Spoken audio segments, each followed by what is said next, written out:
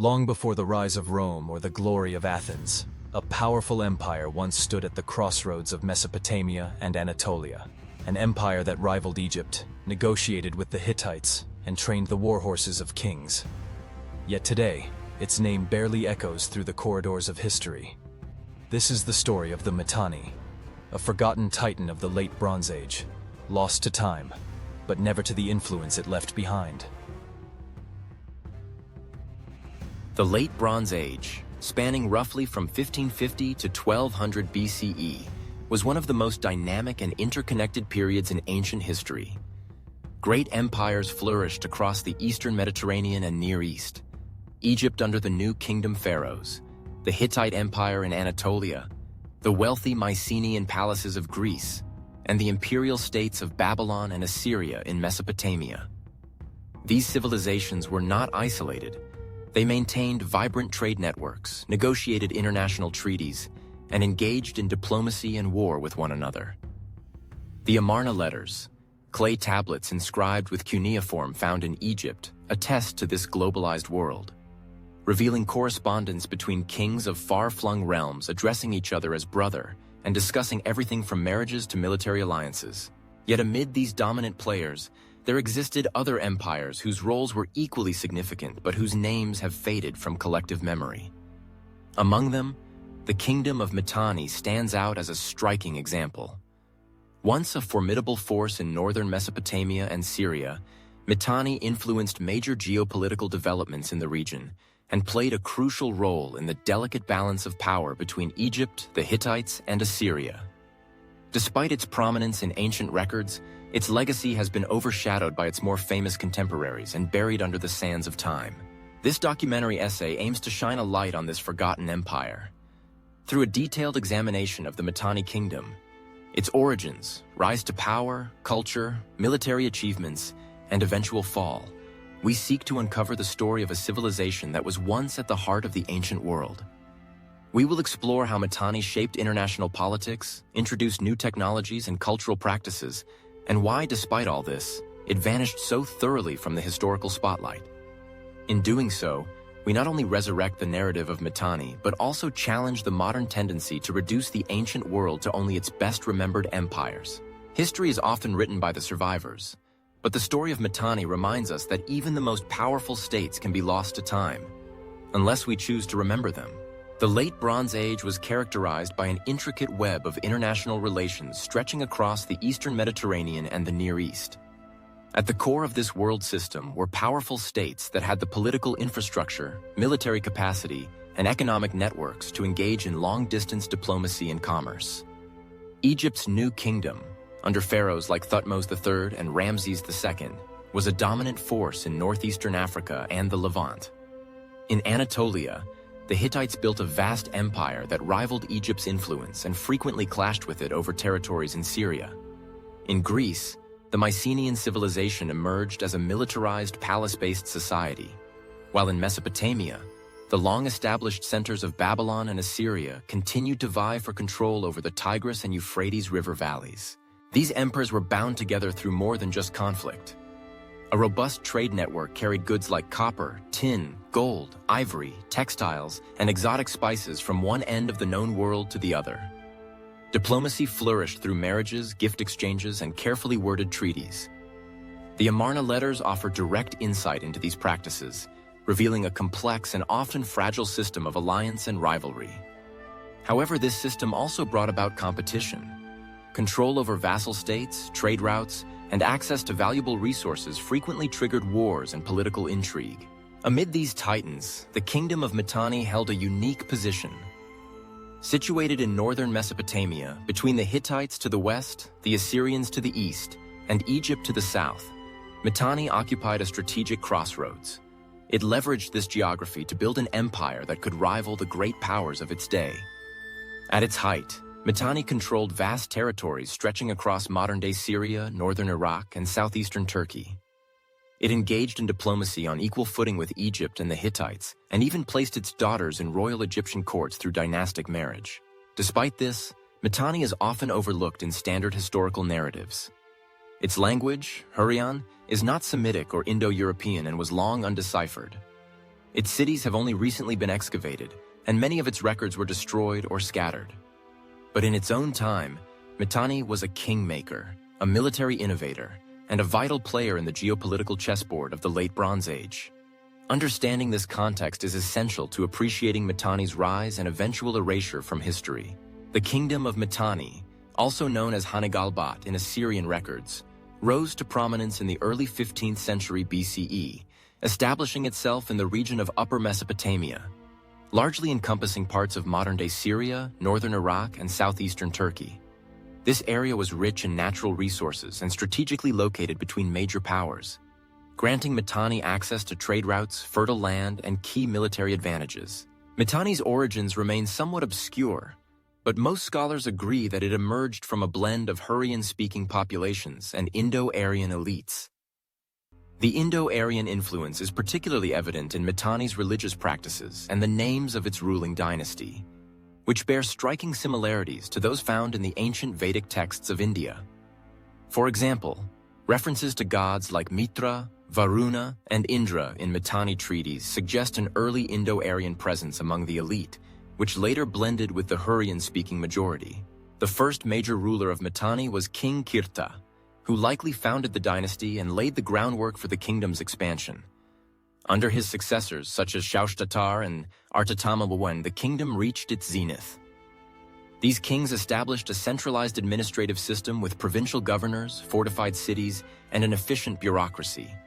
The capital city, Washukani, its exact location still debated, served as the political and cultural hub of the empire. Militarily, Mitanni was a formidable power. It pioneered the use of light, fast-moving chariots drawn by high-bred horses, giving it a tactical advantage over heavier or slower-moving enemy forces. Its warriors were trained in archery and chariot warfare, setting the standard for elite combat in the region. Mitanni's mastery of horse breeding became so renowned that its manuals on training and chariotry influenced neighboring states, including the Hittites and Egyptians. Mitanni expanded its territory through a combination of military conquest and diplomatic alliance. It exerted control over key cities like Aleppo and Alalakh, and its influence reached the Euphrates River in the west and the Tigris River in the east. Mitanni's position placed it at the heart of Bronze Age politics. At one point, it rivaled the Hittites in Anatolia and directly challenged Egyptian ambitions in Syria. The famous peace treaty between Pharaoh Thutmose IV and Mitanni's king Artatama I marked a high point in diplomatic relations, sealed by marriage alliances and gift exchanges. Despite being surrounded by powerful neighbors, Mitanni managed to hold its ground for over a century. It maintained a balancing act between Egypt, the Hittites, and the emerging Assyrians, using diplomacy, military deterrence, and regional alliances to retain its independence. However, this precarious balance could only last so long, and cracks would soon begin to show. The kingdom of Mitanni fostered a rich and complex culture that reflected its unique ethnic blend of Hurrian and Indo-Aryan influences. The kingdom's primary language was Hurrian, a non-Semitic, non-Indo-European tongue that is poorly understood today but has been partially reconstructed through inscriptions and texts. Official documents, however, often used Akkadian, the diplomatic lingua franca of the region, particularly in foreign correspondence such as treaties and letters to Egypt. Mitanni's religious landscape was a fusion of local deities and imported Indo-Aryan elements. The ruling elite worshipped gods like Mitra, Varuna, Indra, and Nasatya, deities also found in early Vedic religion, suggesting an Indo-Aryan warrior aristocracy that gradually merged with the Hurrian-speaking population. Over time, Hurrian gods such as Teshub, storm god, Shaushka, Isko, a goddess of love and war, and Kumarbi, a creator deity, dominated the pantheon. These deities were central to state cults and temple rituals, indicating a polytheistic and syncretic belief system that mirrored the kingdom's multicultural composition. In terms of art and architecture, Mitanni left behind modest yet stylistically distinct artifacts. Palaces and temples featured mud brick construction and were often adorned with frescoes and decorative motifs. Excavations in cities like Nuzi and Tel Brak have revealed fine pottery, intricately carved seals, and luxurious jewelry. Mitanni artisans demonstrated exceptional skill in metallurgy and glassmaking, crafting ceremonial weapons, tools, and luxury goods for the elite class. Social hierarchy in Mitanni was well defined. The royal family and aristocratic warrior class held the highest status, followed by bureaucrats, artisans, farmers, and laborers. Slavery was practiced, particularly among war captives.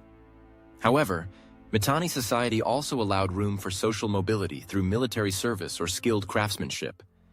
Education, though limited to the elite, likely involved training in diplomacy, warfare, and literacy, especially in cuneiform writing. One of the most notable aspects of Mitanni culture was the prominent role of women in diplomacy. Mitanni princesses were married into foreign royal houses to secure alliances, notably with Egypt. These women carried influence and wealth, often maintaining cultural ties with their homeland and sometimes playing diplomatic roles themselves. This use of royal women as political instruments not only highlights the kingdom's international ambitions, but also reflects the elevated status that noble women could achieve. Mitanni's cultural identity, blending Hurrian roots with Indo-Aryan customs, distinguished it from its neighbors. Its innovations in chariotry, horse breeding, and religious synthesis made it a cultural bridge between East and West. While fewer monumental structures have survived compared to Egypt or the Hittites, Mitanni's cultural footprint endures through its contributions to language, technology, and international relations in the Bronze Age world. Mitanni's economic power was deeply rooted in its strategic geography, which allowed it to control critical trade routes connecting Anatolia, Mesopotamia, and the Levant. This crossroads position enabled Mitanni to thrive as a commercial and logistical hub in the late Bronze Age. Goods from the Mediterranean coast, the Zagros Mountains, and the Persian Gulf passed through its cities, contributing to a thriving internal market and a strong export economy. Among Mitanni's most valuable exports were horses, renowned across the ancient world for their strength and training. Mitanni became a center of horsemanship, and its manuals on chariot training influenced neighboring kingdoms. The famous Kikuli text, a Hittite horse training manual, is believed to have originated from Mitanni knowledge, and it includes terminology of Indo-Aryan origin. These horses were not only symbols of prestige, but critical assets in chariot warfare, making Mitanni's exports a form of military diplomacy. Other key exports included metalwork, particularly bronze tools and weapons, textiles, and fine pottery. Mitanni craftsmen were highly skilled in metallurgy, and their weapons were traded widely. The presence of Mitanni-style artifacts across the Levant attests to its economic reach and the mobility of its goods. Diplomatically, Mitanni exercised considerable soft power through marriage alliances and formal treaties. Mitanni kings engaged in high-profile diplomatic marriages with the Egyptian royal family. The best-known case is the marriage of Taduhepa, a Mitanni princess, to Pharaoh Amenhotep III. These alliances were more than symbolic. They secured peace, guaranteed trade rights, and sometimes shifted the balance of power in regional politics. The Treaty of Shatiwaza, signed between Mitanni and the Hittites around 1350 BCE, reflects Mitanni's complex position between rival powers. After internal strife, the Mitanni prince Shatiwaza sought Hittite support to reclaim the throne, resulting in a treaty that both protected Mitanni's sovereignty and acknowledged Hittite supremacy. This example underscores how Mitanni used diplomacy as a tool of survival in a volatile geopolitical landscape. Mitanni also utilized chariots and military alliances as diplomatic instruments. A display of military prowess, particularly in chariotry, acted as a deterrent and bargaining chip in diplomatic negotiations. Mitanni's military innovations were admired and feared, making their chariots both an economic asset and a strategic tool.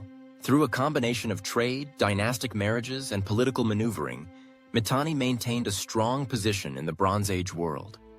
Its influence extended far beyond its borders, and it played a central role in shaping regional dynamics, acting as both buffer and broker between the great powers of the time. Despite its formidable position and sophisticated diplomacy, Mitanni's decline was triggered by a confluence of internal instability, foreign invasions, and environmental challenges that ultimately overwhelmed the kingdom. Internally, Mitanni experienced dynastic struggles and succession disputes, particularly in the 14th century BCE. After the reign of Tushratta, one of Mitanni's last powerful kings, civil war erupted over the royal succession. Factions within the nobility and court jockeyed for power, weakening the central authority. The throne was contested by rivals, some of whom turned to foreign powers like the Hittites and Assyrians for support. further entangling the kingdom in external dependencies. Mitanni's geopolitical location, once a source of strength, became a liability as neighboring empires began to exploit its instability. The Hittite Empire, under Suppiluliuma IV, launched military campaigns that captured key Mitanni cities and significantly diminished the kingdom's influence. The Hittites installed a puppet ruler, Shatti-Waza, who was bound by treaty to follow Hittite foreign policy. Though this preserved the appearance of Mitanni autonomy, in practice the kingdom became a vassal state, stripped of its former power. Simultaneously, Assyria, once a subordinate to Mitanni, began to rise as a formidable empire in its own right. By the late 14th century BCE, Assyrian kings such as Ashur-uballit I challenged Mitanni authority, annexing territory and undermining its sovereignty. Over the next several decades, Assyria continued to expand at Mitanni's expense, eventually incorporating its lands into the Assyrian Empire by the early 13th century BCE. Environmental factors may have further hastened Mitanni's downfall. Evidence from across the Near East suggests a period of climatic stress, including droughts and crop failures, during the 13th century BCE. These conditions would have exacerbated political tensions and led to economic collapse, weakening the state's ability to fund armies, maintain trade, and manage resources. Finally, the Bronze Age collapse, a mysterious and widespread upheaval around 1200 BCE, swept through the eastern Mediterranean and Near East. The fall of Mycenaean Greece, the destruction of Hittite cities, the retreat of Egyptian power from the Levant, and the migrations of the so-called Sea Peoples all contributed to a breakdown of the international order. Although Mitanni had already fallen by this point, the regional chaos made any potential resurgence impossible. Its former cities and institutions were either absorbed by new empires or abandoned entirely. Mitanni's disappearance from historical records was almost total. Unlike Egypt or the Hittites, it left no monumental inscriptions carved in stone to proclaim its legacy. Its capital city, Washukani, remains lost to archaeology, buried beneath centuries of sediment.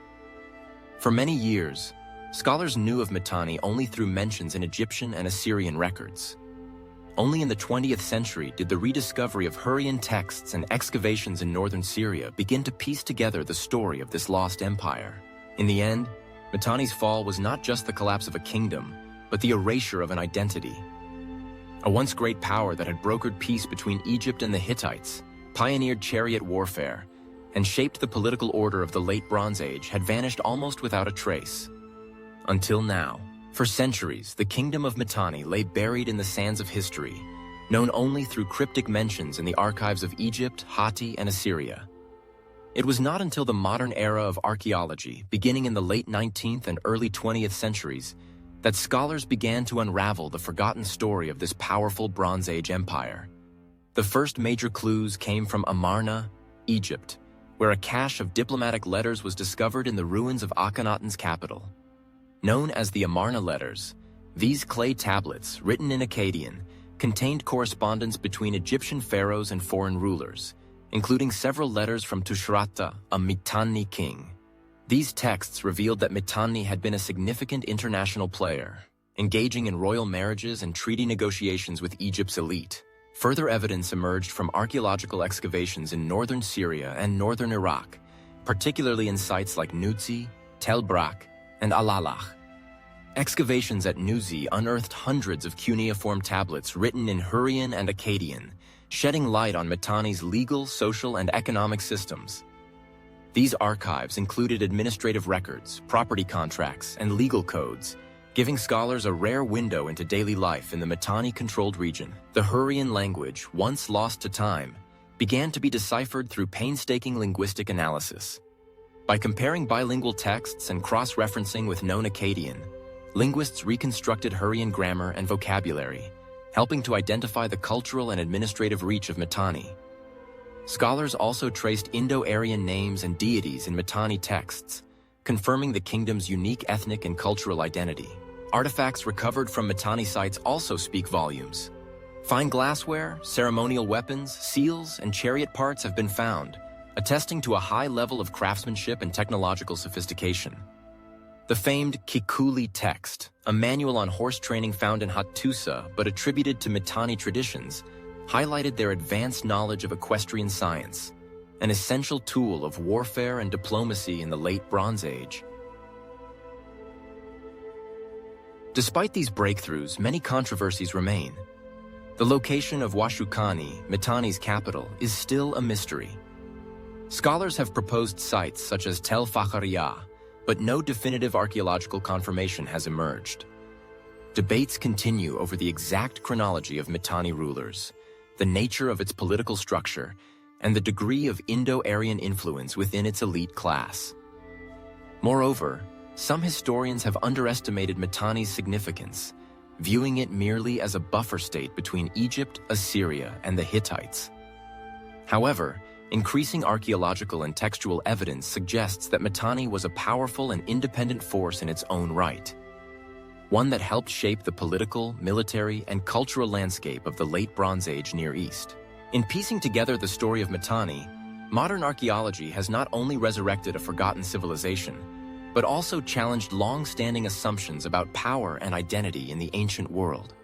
Mitanni's rediscovery reminds us that history is incomplete and still holds secrets waiting beneath the earth. Though the kingdom of Mitanni vanished from historical memory for millennia, its influence quietly endured in the empires and cultures that followed. The military and diplomatic innovations pioneered by Mitanni, especially in chariot warfare and horse training, were adopted by both the Hittites and Assyrians, helping to shape future military doctrine in the ancient Near East. Mitanni also served as a cultural bridge. Its blending of Hurrian and Indo-Aryan traditions contributed to a syncretic culture that influenced neighboring civilizations.